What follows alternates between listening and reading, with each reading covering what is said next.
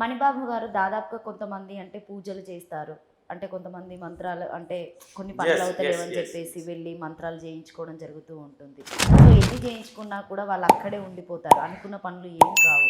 So అలాంటి వాళ్ళకి మీరేం చెప్తారు? ఎన్ని పూజలు చేసినా, ఎన్ని మంత్రాలు చేసినా, ఎన్ని తంత్రాలు తాగుతూ కట్టుకున్న పల్లెడు జరుగుతాయి. నీ మాటే మంత్రం అవలేదే. ఆడ మంత్రాలు నమ్మి ఇతరుల దగ్గర పోతున్నావు. ఆయన మాట మంత్రం అనేసి నీ మాట మంత్రం అయ్యేది. ఇప్పుడు సైన్స్ చెప్తున్నదండి, నిన్ను నువ్వు నమ్మలేకపోతున్నావు. చూడు ఇప్పుడు చూడు, మంత్రాలు చేస్తే డబ్బులు రాలుతాయి, చెంతకాయలు కూడా రాలు. కాగితం కట్టుకుంటే చెంతకాయలు కూడా రావండి. నేను కట్టాను, నేను మంత్రాలు చేశాను, పూజలు చేశాను.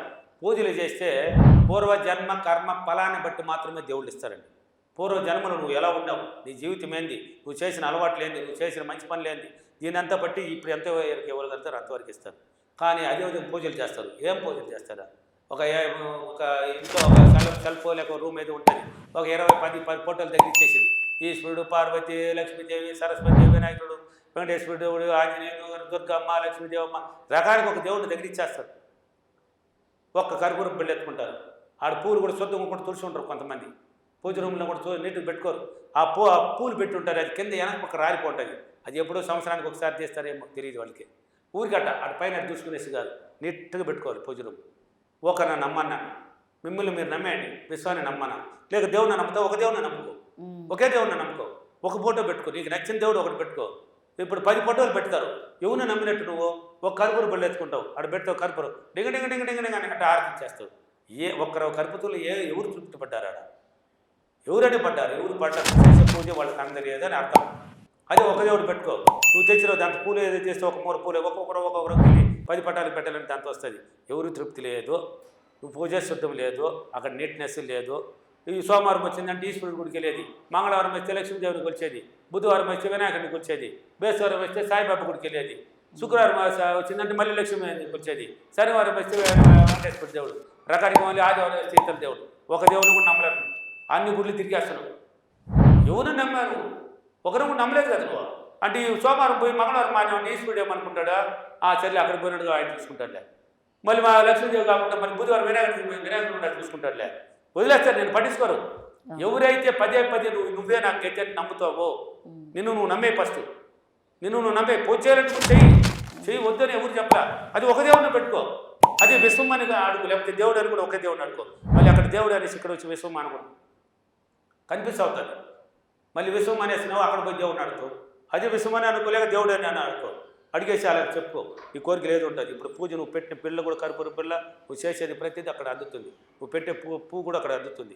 నీకోసం అది క్రమ పద్ధతులు చేయాలి. ఆ పూజలు కూడా మళ్ళీ ఎలా చేస్తారంటే, ఈరోజు లేచి తెల్లారుజాము 4 లేస్తారు, ఒకరోజు చేస్తారు, ఒకరోజు 5, ఒకరోజు 7, ఒకరోజు చేయరు, ఒకరోజు సాయంత్రం. ఆ దేవుడు పాపం డైలీ 10 రోజులు క్రమం చేసి ఉంటారు.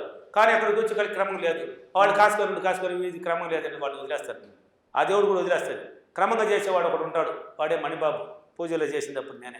మళ్ళీ ఏం తిరిగి లేదండి. 3 గంటల 45 నిమిషాలకు అలారం కొట్టాల్సిందే, బాత్రూమ్కి వెళ్ళాల్సిందే, అన్ని మొత్తం స్నానాలు చేయాల్సిందే. 4 గంటలకంతా వచ్చి దేవుడు రూమ్ని క్లీన్ చేసుకుని 4 గంటలకంతా దీపాలు వెలగాల్సిందే. దీపం వెలిగేసి మంత్రాలు కూర్చోవలసిందే. కనకదారా స్తోత్రం చదివితే కనకవర్షం కురిపిస్తుంది అని అప్పుడు తెలియదు నాకు, ఇప్పుడు తెలుసు. గణేశ రుణమోచనం చేసి మంత్రం చదివితే అప్పులని తీరిపోతాయని అప్పుడు తెలియదు, ఇప్పుడు తెలుసు. అవన్నీ చదివి ఆనంద పెట్టాను కాబట్టి నాకు 3 దేవతల అనుగ్రహాన్ని నేను పొందాను. ఇక్కడికి వచ్చాను. పూజలు ఎలా చేయాలి, పూజలు ఎలా అంటే అలా చేయకూడదు. ఏదో చేసిన క్రమంతో చెయ్యి. నీకోసం ఎదురు చూస్తూ ఉంటారు, వాళ్ళు రెడీ అయిపోతారు. నువ్వు డైలీ 4 గంటలకు దీపాలు వెలిగించి పూజ చేస్తే డైలీ రెడీ కాసుకొని ఉంటారు. ఈరోజు మనకి అన్ని విధాలుగా చేస్తాడు, విశ్వమణి బాబు చేస్తాడు, పూజ అందుకున్నామని రెడీగా ఉంటారు. వాడు 3 గంటలు చేసి స్నానాలు చేసి దేవుళ్ళంతా రెడీగా ఎదురు చూస్తారు. ఎవరైతే క్రమంగా చేస్తారో స్వీకరించబడుతుంది, వాళ్ళ ఆశీస్సులు నీకు పడతాయి. అప్పుడు నువ్వు అడిగింది పూర్వజన్మను బట్టి నీకు ఎంత ఇవ్వాలని అంత ఇస్తారు, లేకపోతే దారి అయినా పట్టిస్తారు.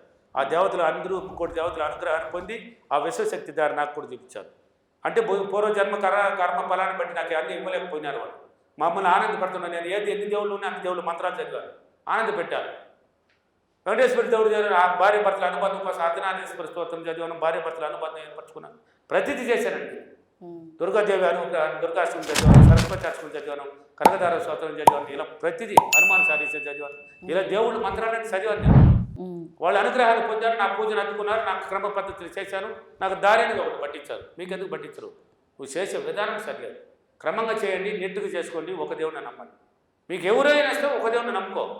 అలా చేసుకున్నప్పుడు దేవుడు పూజ చేసిన ఫలితం లేదని వదిలేస్తారు.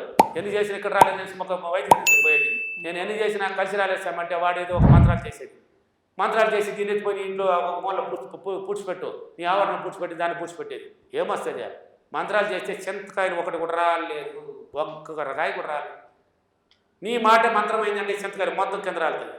యూనివర్స్ కనెక్ట్ అవుతావు, రాలమంటే కూడా రాలుతుంది. ఓకేనా? కాబట్టి ఎప్పుడైనా కానీ మిమ్మల్ని మీరు నమ్మండి, పూజలు ఇలా చేయండి, ఒకే దేవుడు నమ్మండి, మీకు అనుకూలత ఏర్పరచుకోండి, క్రమ పద్ధతిలో పూజ చేయండి, క్రమంగా చేయండి, మార్చకండి.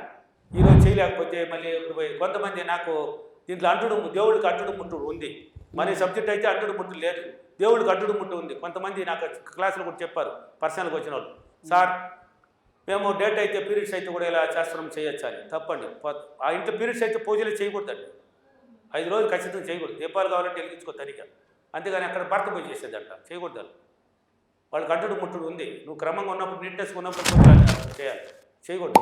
మనం చేసే విధానం సరిలేకనే తావితులు పూజలు మంత్రాలు చేసి మాకేం కలిసి రాలేదంటే ఎలా వస్తుంది? నువ్వు చేసే విధానం సరిలేదు కాబట్టి కలిసి రాదు. నిన్ను నువ్వు నమ్ముకొని ఇలా చేసుకున్నావు అంటే ఒకే దేవుడు పెట్టుకుంటే అన్నీ కలిసి వస్తుంది. ఓకేనా? ఓకే. ఈరోజు అఫర్మేషన్, నేను ప్రతిరోజు క్రమం తప్పకుండా చాలా సులభంగా పూజలు చేసుకొని నేను కోరుకున్నదంతా పూజల ద్వారా నేను పొందినందుకు డబ్బులకి విశ్వానికి దేవుళ్ళకి ముక్కోటి దేవుళ్ళకి అందరికీ కృతజ్ఞతలు. Thank you. Thank you. Thank you sir. Thank you.